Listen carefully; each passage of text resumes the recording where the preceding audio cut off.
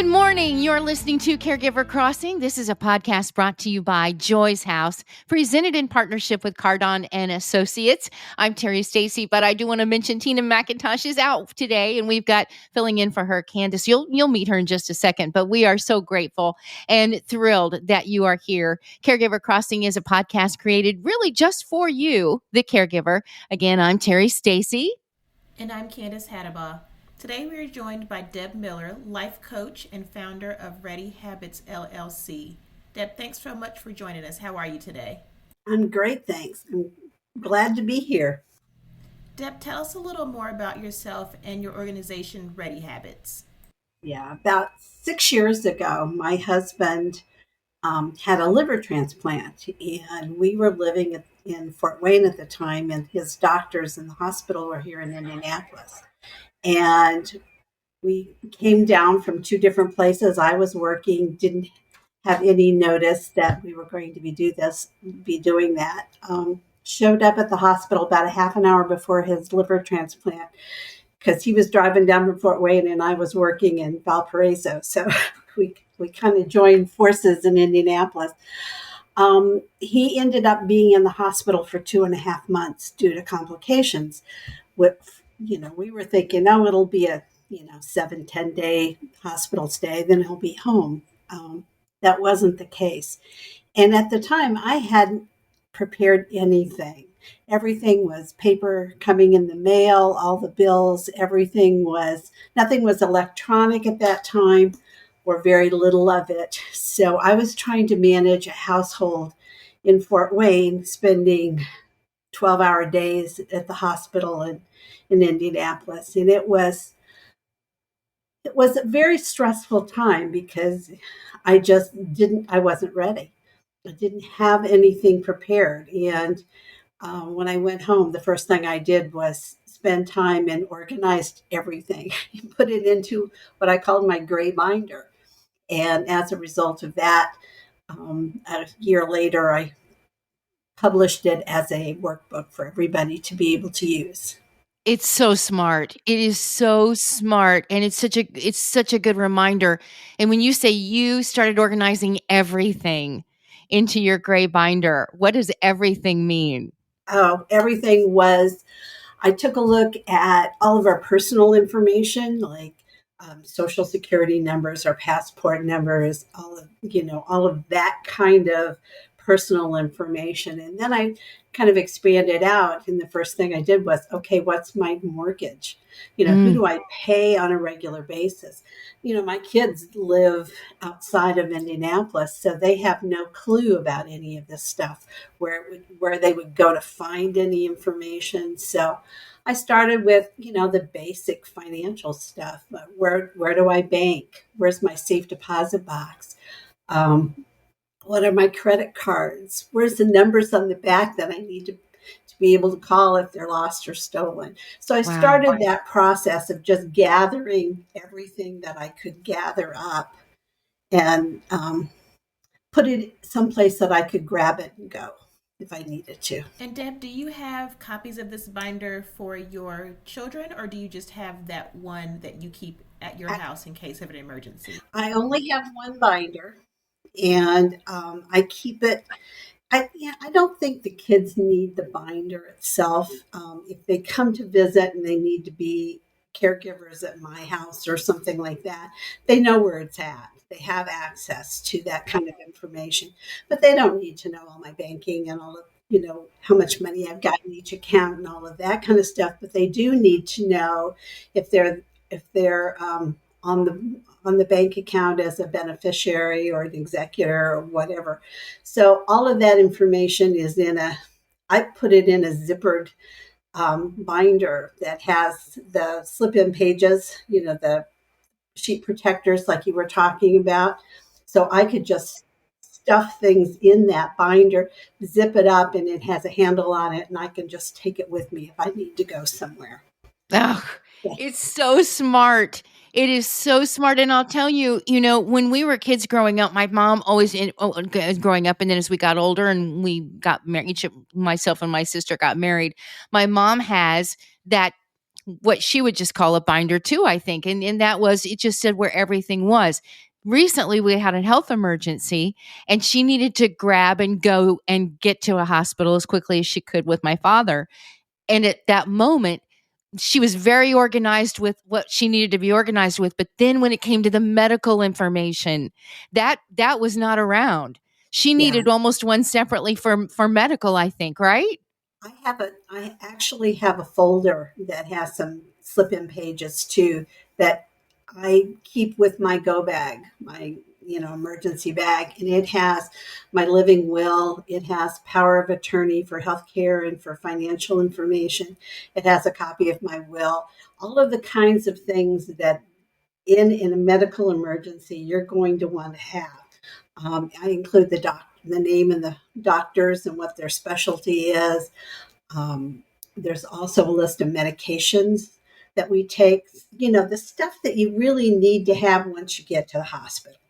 And that's in a plastic folder that I take with me and keep with me in an emergency situation. It's ready to go as well.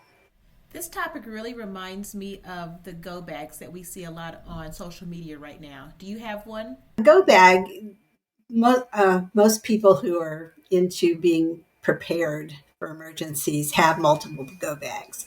And I have one that's specifically for that I keep in my car. So if there's an emergency situation, I have water and food and a blanket and warm clothes and that kind of stuff. And that stays in the back of my car at all times. But I also have a bag that if I have to go to an emergency room, I carry some things with me because the last time I was in the emergency room, I was there for 5 hours before they let me go. And, my husband was sitting out in the waiting room or sitting in a chair by the side. So I have things in my bag that I take to the emergency room, like a blanket, because if you're waiting around, Yeah. um, I have snacks. I have a deck of cards and a book to read or to, the Sudoku or whatever you want to call those kinds of things. I also have things like a washcloth and just some stuff to make myself more comfortable, like lotion and lip balm and things like that, so that I have it with me. And it doesn't have to be a great big bag. It can be a smaller, tote bag that you take or a backpack that you have ready to go. So that's my emergency bag for the emergency. But I also keep what we call a 72-hour bag that has more stuff in it that if I would have to leave my house for 3 days, I could survive. And then it has clothes and food and all that kind of stuff that you might want to think about including. So Wow. different bags for different reasons. So, but again, you're teaching us. You're just reminding us, and no matter how old we are, that we need to have to be prepared. And that's really what you're teaching us is to be prepared. Whether that's 72 hours. I mean, are you this way because of lessons learned, or do you think that somebody inspired you or instilled in you this be ready, this I be think it's ready kind of mantra that both. you have? Yeah, I think it's kind of both.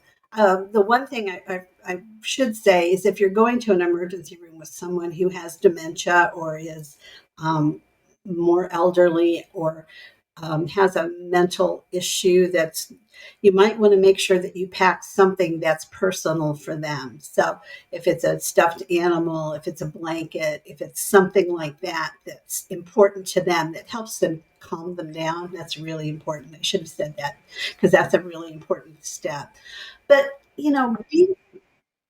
being prepared is kind of my lifestyle.